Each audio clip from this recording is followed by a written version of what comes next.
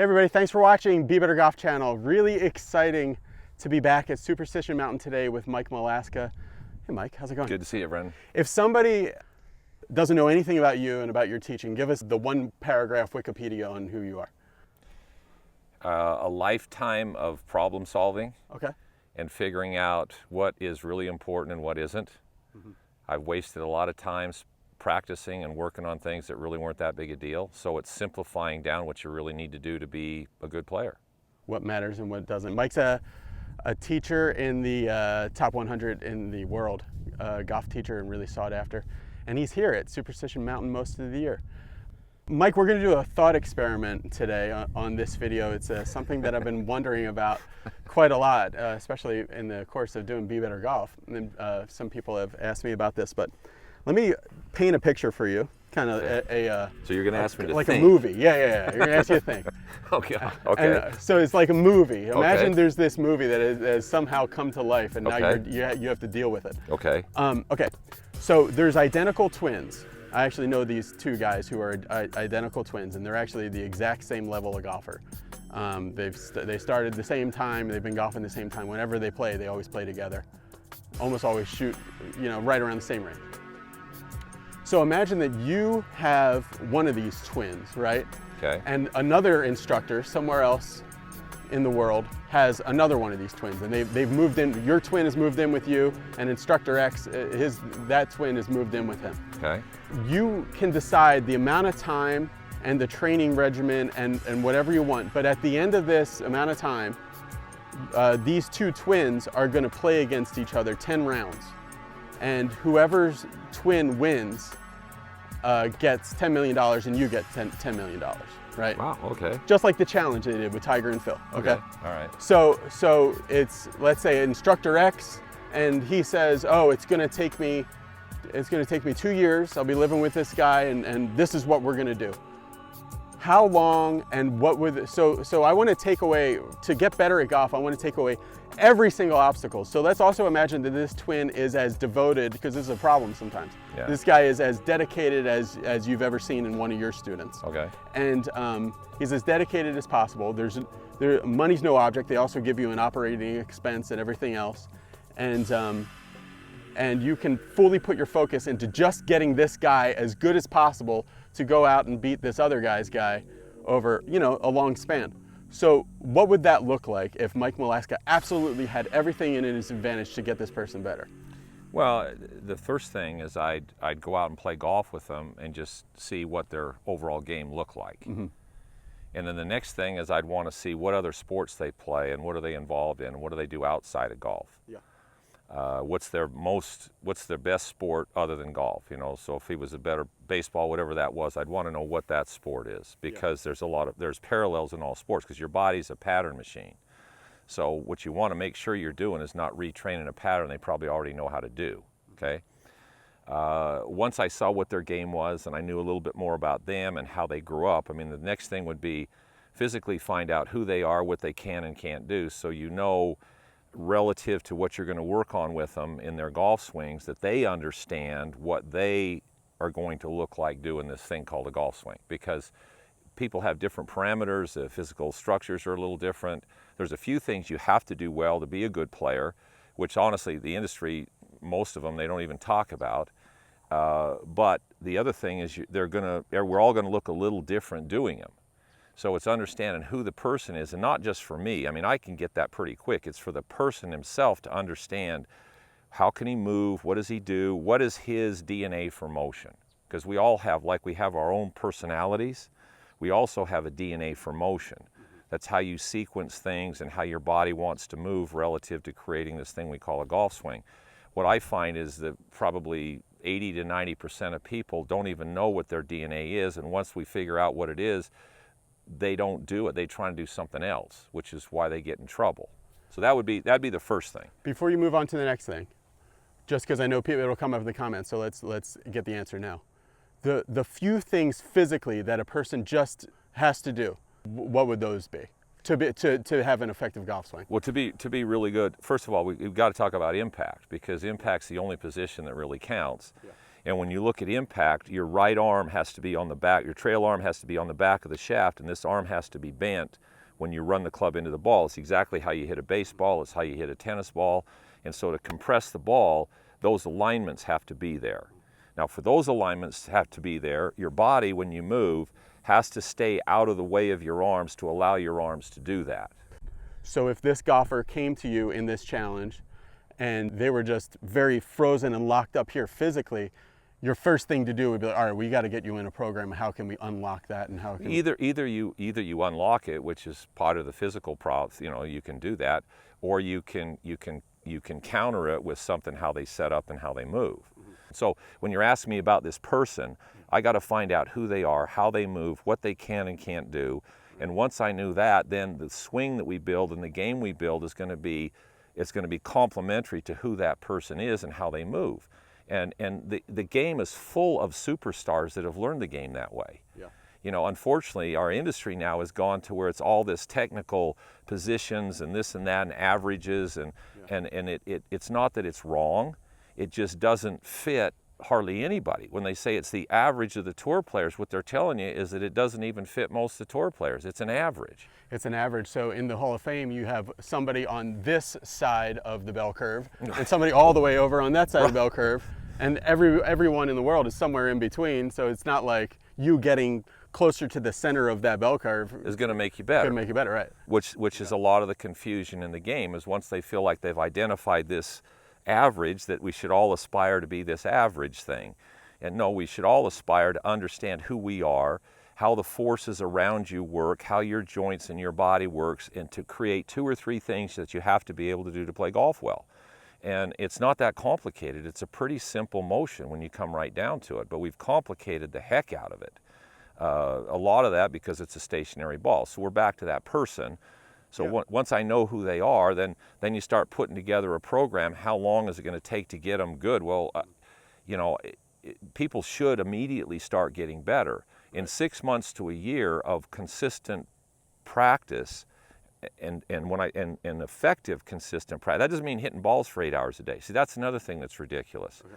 I mean, I wouldn't have them practicing every day. They would practice significantly focused, short practice sessions and get away from it.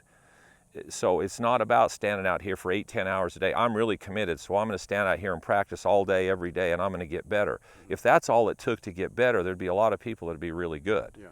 So it's not about the amount of practice, it's how you practice, where you are mentally when you do, and how you react to what's happening when you practice. So say you had 18 months to work on this. Say the time frame is set. Both of you teachers have 18 months to work on it. Say throughout this process you've noticed that his ball striking is not where you want it to be yet. Yeah. How would an average ball striking focused day look for you guys working on this $10 million challenge? Well, first of all, I would start on the putting green. For ball striking? Oh yeah. Yeah. Because you putt like you drive. In other words, part of the fundamentals of how your right arm works and how you pressure the shaft and control the face starts with a putter.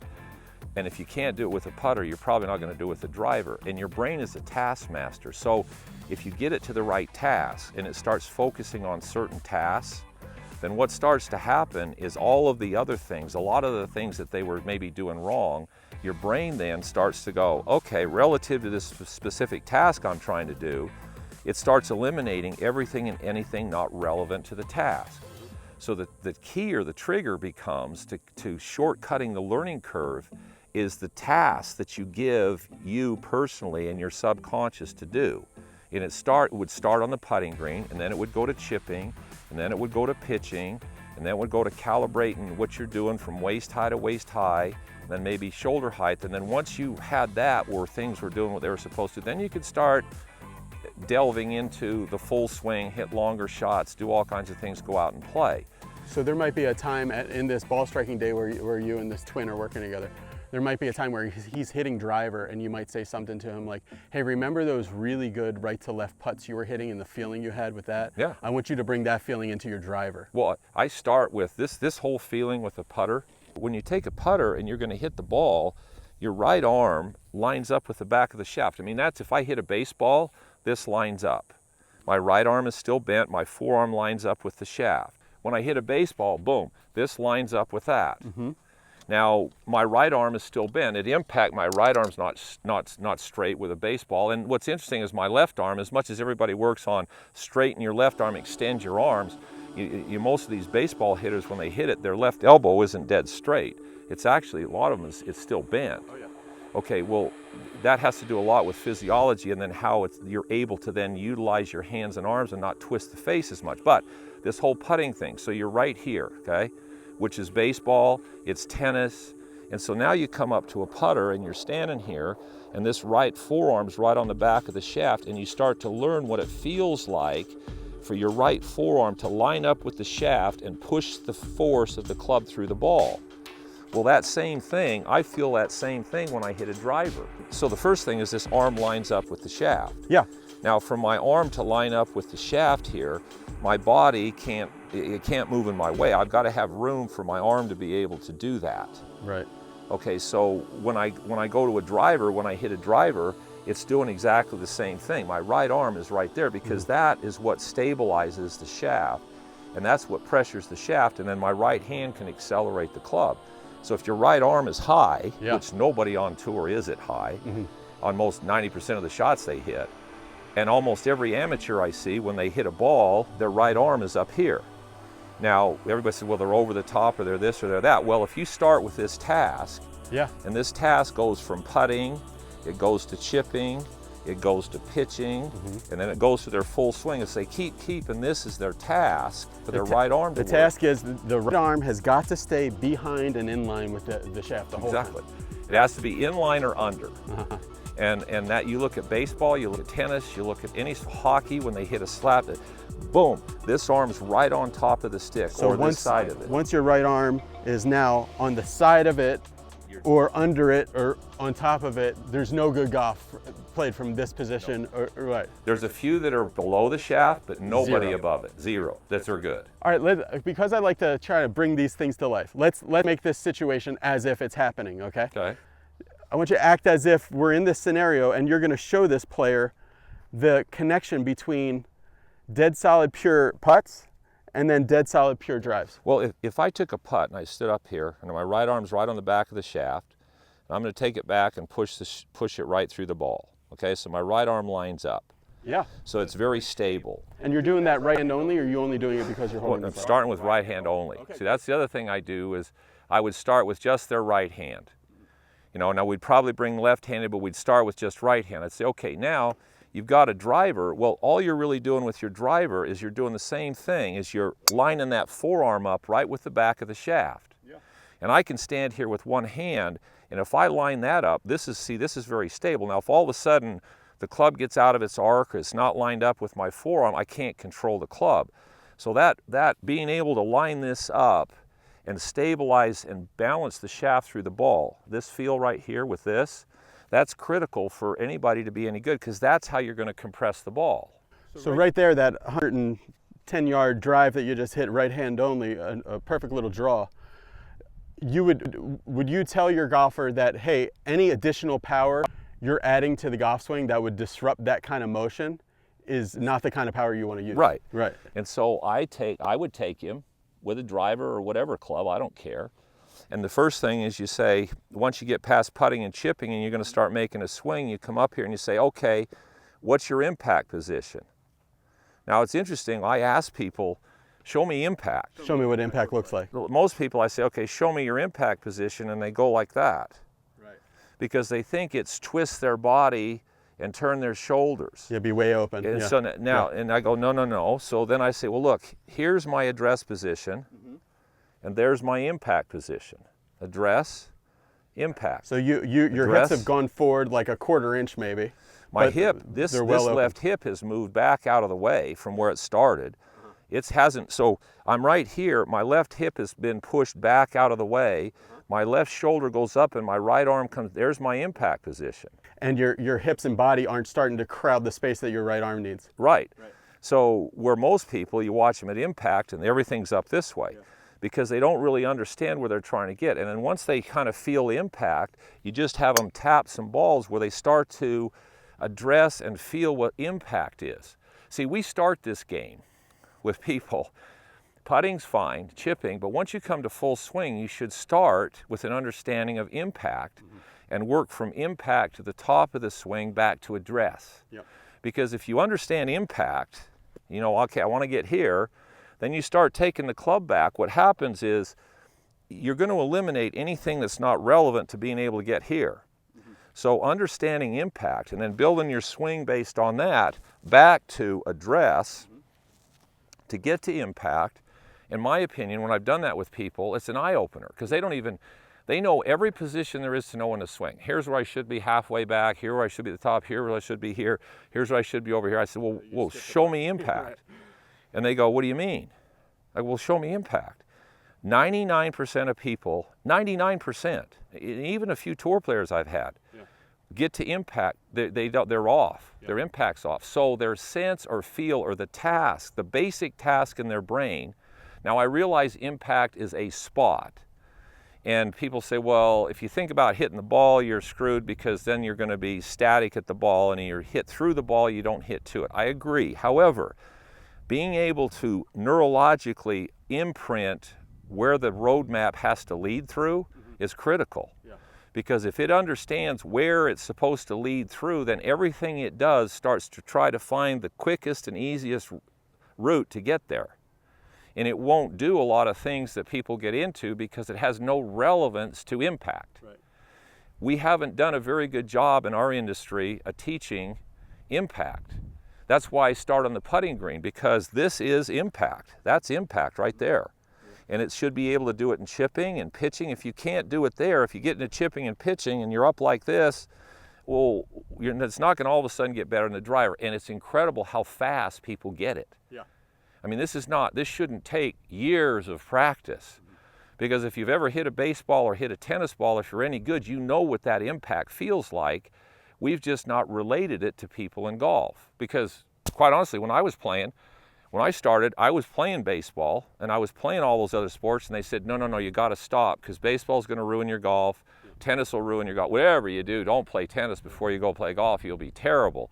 Well, that's ridiculous. Yeah, I had an opportunity to join the golf team because I was taking lessons and I enjoyed it in high school, but I was way more into baseball, and I had heard that oh, that's going to ruin your baseball swing, and I'm like, well, I want to be on the Phillies or something. So I'm not going to do that. So golf was out, and I didn't start until I was 21 or 2. Well, see, that's a misunderstanding of the industry and understanding the human body and how it moves and how the joints work. And when you hit something, you hit something.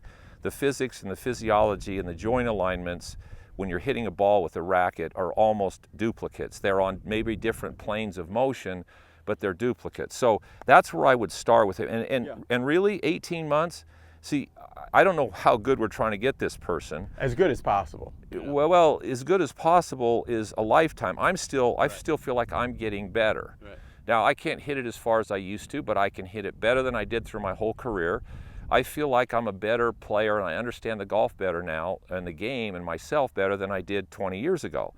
So when you say to get them as good as they can get, that's the part of golf that never ends. That's what traps you, and that's the good part is no matter how old you get, Palmer was trying to get better 2 weeks before he died. I heard that, yeah. So what does better mean? Well, you're not as good as you were, but you're better than you were yesterday. I mean, so there's always room to get better. You're never going to reach the point where you're as good as you can be at anything. I don't care if it's play the guitar, in business, you could always be better. It's the quest to see how good you can get. Now, when we're talking about these two guys, to get them to reach maybe their potential in the game, right. Swing-wise, 6 months to a year, somebody who's already decent, you should be able to get them everything they need in a couple of months. How important in getting your guy ready to perform on this, let's say, televised 10 rounds that they're going to do for this huge amount of money? How important do you think it would be to start getting him to play tournament golf and get off the practice tee and take it into actually putting and chipping and driving for it's critical to put it under pressure. I mean, I find it interesting. That's again this whole hit balls on the range for 8 hours a day. Well, okay, the range, and golf are not in the same world. So you've got to spend a lot of time on the golf course under pressure with different angles, different lies to see how you react, what's your miss tendency, what are the shots you can hit, what can't you hit.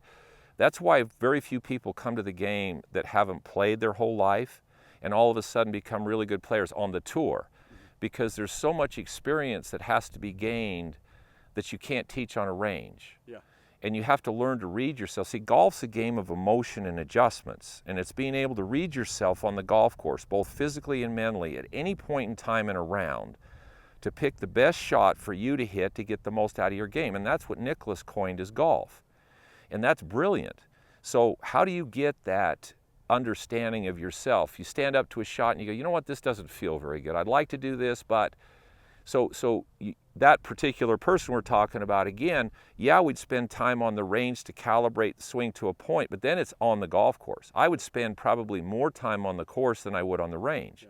So the lessons you give them on the range would be always in kind of a warm-up context to, okay, we worked on it for a while here, now let's go see what it does on the golf course. Yeah. And whatever it does or doesn't do, we'll come in and either reinforce or fix, and then we're done. Yeah, Hogan used to say, I'm probably getting this wrong, but paraphrasing, he used to say he would test something on the range, and then he would test it on the course, and if it worked on the range, he'd take it to the course. If it worked on the course, he'd take it to a tournament, and if it worked in a tournament, he'd take it to a major. And if any one of those steps failed, it was always going, okay, well, this is not going to be something I add to my game because it didn't get through all the levels. We'll see. Yeah. I asked Jack one time, I said, how long does it take you to make a change in your swing? And he goes, 3 days.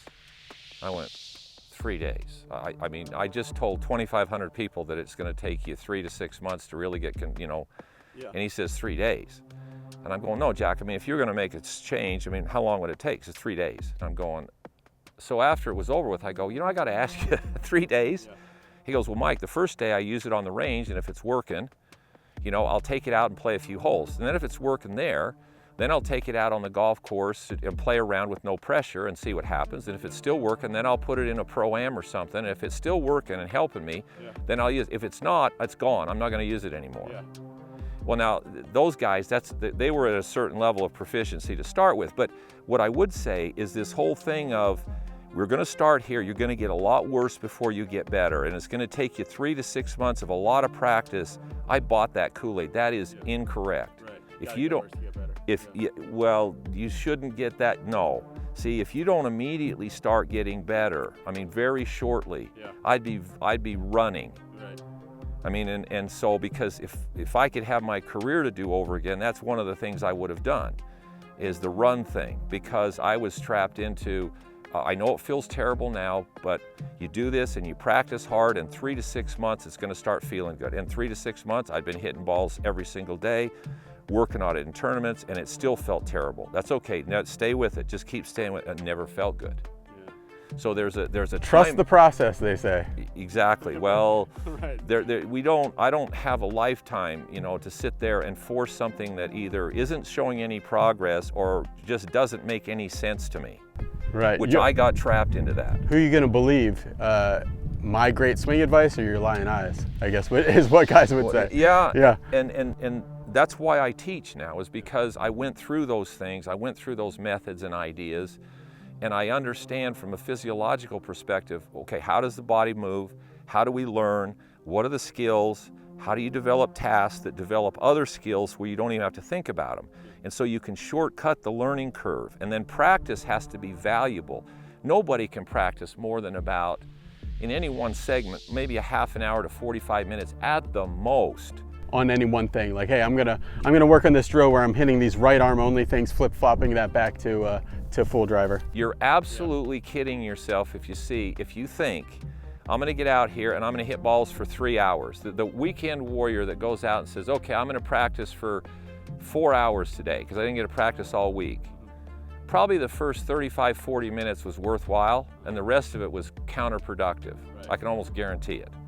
So what people think about when you said, how much time is he going to have to practice, I would spend significant amount of quality time learning certain skills and understanding that. A lot of time on the golf course, a lot of time in your short game, and then a lot of time getting your body as functional as possible. Not golf specific strong. Yeah. That's another crock. It's not about golf specific. Well, you do this with your golf swing, so we're going to get these muscles stronger so that you can move faster and you don't hurt this area. That's crazy. That builds a serious imbalance. No, I would take the person and get their body to do what it's designed to do as good as it possibly can. And we're just going to make you a generally strong dude. Generally functional movement machine. Don't train you for golf. You know, you start identifying golf-specific muscles, and I get that to some degree, but your body's a balance machine.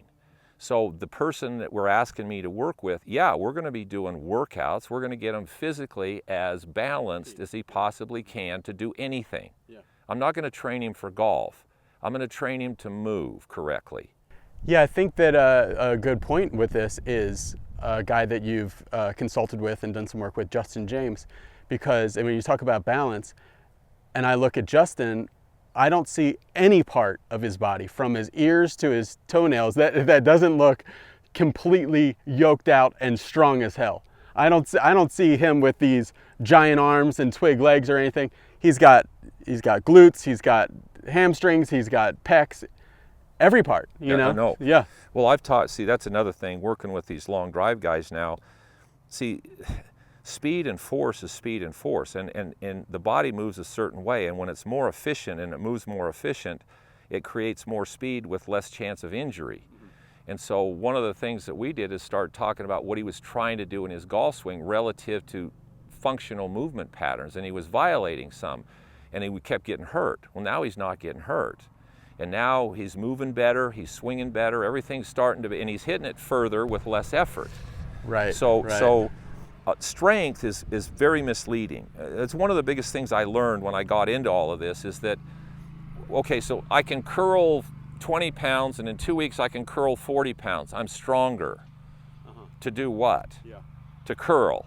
But see, your body, it doesn't necessarily, unless you're just doing this action, if you're moving in multiple planes, then it's the overall balance of all the muscles around the joint capsule that have to have a balanced, symmetrical setup for the body to move correctly. So people get stronger to lift weights, but they end up being more dysfunctional to do other things. So it's so back to the guy that we're working with, understand who he is. Fitness is first understanding who you are. It's awareness. Who am I? What can I do? What can I do? How do I move? And then it's about the next level is injury prevention, which is how do I get my body back to where it's symmetrically doing what it's supposed to do, so no matter what I do, it's better. And then it's conditioning that takes that symmetrical body and builds it stronger and stronger on that symmetrical base. Yeah, because the worst thing in this process for you guys would be an injury that makes you lose a month. This guy can't hit his driver for a month and a half, and you only have 18 months, and his brother didn't get injured. Well, you're dead. Yeah, you're going to be in bad shape. Yeah. Well, injury, the potential for injury takes down more athletes than anything in almost every sport. So everything you're doing is trying to increase the longevity and back off the injury and make it more efficient. If you can do all those things, which I believe is very doable, then the person has the potential to play longer, less injury, more efficient with less practice to be good. So this person would be working out, but the workouts would not be based on golf-specific workouts. It would be on balance, body balance, not balance in the sense of standing on one foot balance, but making sure that this does what it's supposed to do and then conditioning it to be as good as it can be to do that, not play golf. Yeah, it makes me think of kind of like our ancestors when they look at the bones of somebody who lived 20,000 years ago. And the bone density of it. And also they said, if you reconstructed this person that we dug up in wherever, like, France or something, in a cave, and we put him back together today, this guy would probably be able to lift like a baby cow in one arm and like a bunch of rocks in the other. This would be like a stout dude. Like if you pushed on him or something like that. And a lot of that, I sat in the car for 6 hours before this, a lot of that in our modern world is gone. So we'd be kind of reintroducing that work ethic and also that kind of primitive, all around, manly strength. A body is designed to develop and maintain itself through motion. You take motion out and you're in trouble. The only reason the fitness industry exists is because motion's gone from our daily lives. Yeah, right. So because people sit sedentary, we had to come up with something to get the body to do what it needs to do to maintain itself, which is move. So the fitness industry shows up. You know, so, and it's becoming more and more viable because people are sitting more and more. And now we've got the baby boomers. And what are the baby boomers doing? Well, they've got money. Yep. Now they want to do whatever they couldn't do because they were working, and so, well, but now they hurt, and their back hurts, and their knees hurt. So now they want to start to work out. They want to get in better shape now so that they can do what they want to do. So, okay, and I like that. That's great. However, sport-specific training is at the very top of the pyramid of function. Yeah. If you don't have a certain level of that, Right. sport-specific training in the short term might make you hit it a little further, and it might have, but in the long term, you're actually building the dysfunction to the point where you're going to get hurt sooner. So we're back to this guy. So Yeah.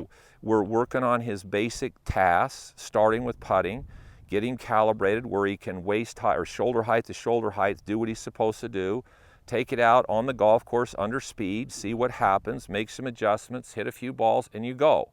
So every day you leave with a good mental image of yourself. That's another thing. And would there be like some video review between, I would Sure. imagine you guys would say like, hey, look when you're hitting this waist high to waist high and what's happening there, and then look how that goes away once we're Oh, 100 yards. Yeah. Video technologies, we got launch monitors and stuff now that Can shortcut it as well. shortcut the learning curve Yeah. because we basically all learn from imitating. That's our base learning process. So when you're little, I got a little grandchild now. She's only a few days old now, but as they grow up until they're about 8 years old, you learn by imitating. Yeah. Yeah. We are master imitators. Uh-huh. So when you watch and then you duplicate something is probably the best way to teach. And then when you watch yourself, you become aware of things that you're not normally aware of, because what you feel like you're doing and what you're doing, as everybody knows, isn't the same. So video and technology has been good because it reinforces when you're doing something well.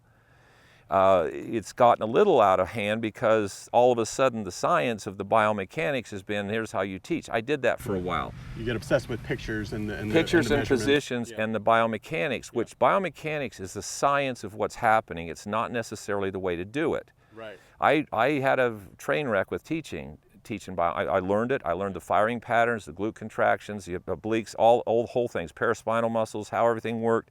When you breathe, what engages, how to engage that, how to move. It might have been the worst 2.5, 3 years I've ever had teaching relative to the success of my students. That's a huge chasm we always talk about every time I come between what happens and what to do. You don't just like skip what to do and go right to, oh, these are the things that's happening, and let me try to make my swing look like that picture. Right. Yeah. Golf is an artistic expression of you through a game. It's an art form. Yeah. Science is the study of what's happening. They don't necessarily blend. Right. You know, you got to be really careful when you start thinking the science and the art form are going to do this. Right. What I found is most of the time it does this.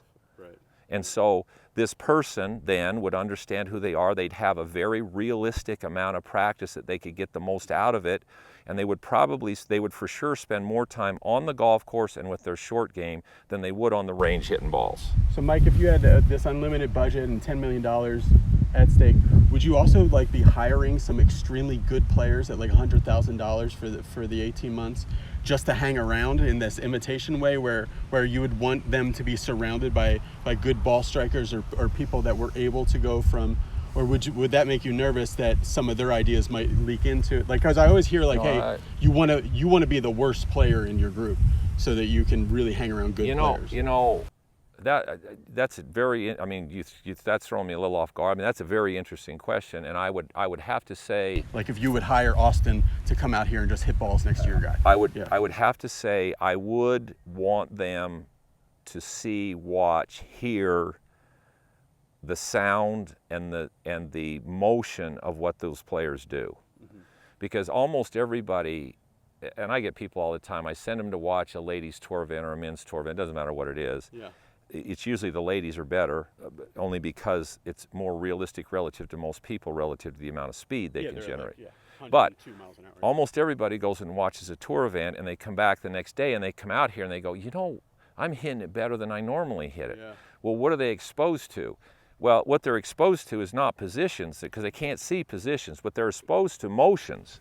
So they see these motions that look effortless, and they see these guys in these tempos, and they don't see any of them out there jumping, and they see these nice smooth motions. So all of a sudden they come back, and that picture and that sound is imprinted in their head, and the first few swings they make, in a way that's a lot more powerful than just words. Oh, no question. Yeah, right. Well, it is. Yeah.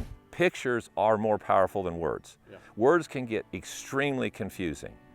So again, teaching is more about pictures and feelings than it is about words or numbers, because they get confused with them. But the overall motion, watch this motion. What do you see in that motion? Copy the motion. And then if you make them aware of what the motion is doing and what's making it happen, and they start to feel it, which they usually already know, then they can duplicate it, because it's a neurological pattern they already have. They just didn't know it was part of the golf swing. What I would want him to make sure, this would be a big priority. What gets in everybody's way of performance is when the outcome of a shot or the round you shoot has some implication on who you think you are as a person, or the value of how much you've practiced. So the very first thing you have to watch is make sure that somebody doesn't get their identity wrapped up in whether they hit it good, bad, or indifferent. Because if your identity gets involved, so you hit a shot, you're a good person, you miss it, you're a bad person, that's too much pressure. No, it's just a shot. So this particular person, I would have a lot of discussions with them about, this is not about whether you win the $10 million or don't. It doesn't define you as a person. This is an experience we're having, and it's a challenge. We're going to see how good we can get. We're going to enjoy the process. We're going to learn from it, not only physically in the game, but from ourselves personally. And whatever happens is going to be, if we win, we win. If we don't, we don't. If you go there, you got a chance. I see it in kids and parents all the time. There's so much pressure on them to play well that they get to the point where them playing well defines in their mind whether their parents or people like them or don't like them, or if they're successful or not. That is a train wreck, because there's very few of them that are going to make the tour. And this is not about whether you make the tour. If you make the tour, it was worthwhile. If you don't, you wasted all your time. Are you kidding me? Are you kidding? You only have one life to live. You know, why are you going to waste it on? So this $10 million guy is about, we got a chance to win $10 million. Now what happens if we don't? You're no worse off than you are right now. No. You can't lose. Right. So it's all those kinds of things mentally to get them pumped. You're talking about who else has the opportunity to take a year and a half of your life and just play golf. I mean, worst case scenario, you take a year and a half, we play, we get you better, you get in better shape, you go out and play. Worst case scenario, you had a year and a half to do this. Almost nobody gets the chance to do that. Now, you might win 10 million. Oh, well, great. Okay, we win 10 million. If we don't, it was still worth doing. So it's the end of the 18 months, okay? It's an hour before the tee time. Actually, you guys have finished your warm-up or whatever else. Okay. There's a little bit of quiet time before, you know, the media stuff starts. This is your chance to give your final Notre Dame or Vince Lombardi moment. What would you want to talk to your player about? Well, the first thing would be, after spending that much time with somebody, you're going to understand what triggers their performance. I mean, some trying to be more aggressive, some being less aggressive. Yeah, so you're asking some questions that is generically, first would be, I would know the guy well enough to know, and I'd watched him play enough to know what type of mindset does he tend to perform the best with. Yeah. So there isn't a tear everybody's face off speech, you know. A lot of it would be, listen, you're going to get out there and you're going to feel a lot of energy. You're not nervous. It's energy. That's adrenaline flow. That's good. You want to enjoy the fact that you're in a situation where you have the chance to feel yourself being alive and your heart beating, and something means something. Now, go out there and enjoy the opportunity to see what you can do with it. And whatever happens, happens. You've practiced, you're ready to go. Do your best with it. Enjoy every part of it. Let it last. Spend as much, don't rush yourself through it. And you're going to enjoy every second of it like you're never going to get a chance to do it again.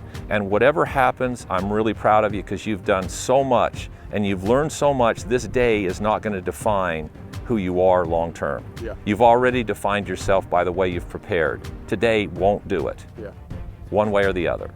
Now get out there. Okay. Get out there. All right, that was a really fun talk, guys. If you, there is so much really cool content, and actually during this trip out here to Superstition Mountain, there's going to be some exclusive content that I'm filming that's just going to be on the Malaska Golf website. So that's malaskagolf.com.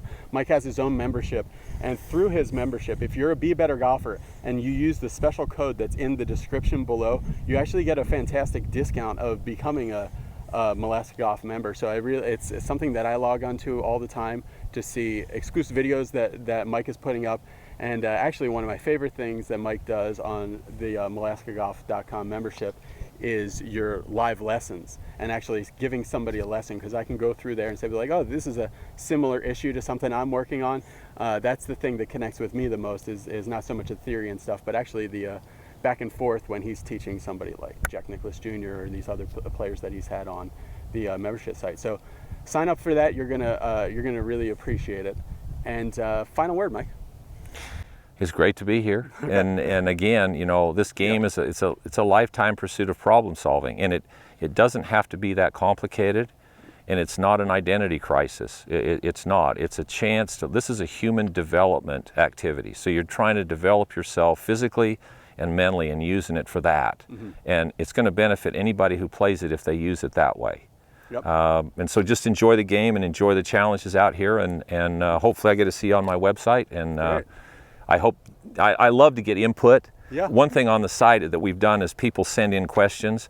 And so what I start to see over the years of doing it is I see what people are interested in. And honestly, what I thought they were going to be interested in, and the way I was going to do the site initially and what it's morphed into is totally different, because it's not necessarily about what I want to present. It's about what the people out there are interested in and what they're getting value. This is making me better, or I don't understand this. So, you know, if you come onto the site, great, ask questions, that's what I'm there for. You're helping me learn and present it better to help you be a better player. So I appreciate the time with you.